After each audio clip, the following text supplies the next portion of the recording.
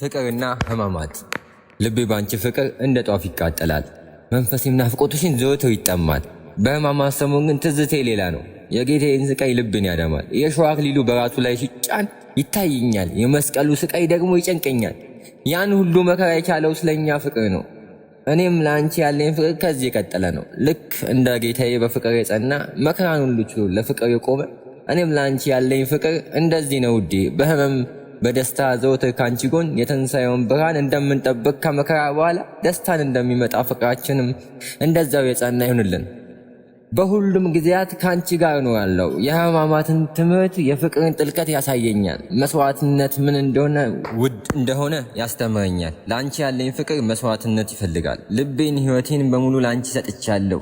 ስለዚህ ውዴ ሆይ በዚህ የህማማት ወቅት ፍቅራችንን እናድስ፣ ትዝታችንን እናጠንክር። የጌታችንን ፍቅር እያሰብን እንተሳሰብ። እኔም ለአንቺ አንቺም ለእኔ ለዘላለም አንድ እንሁን።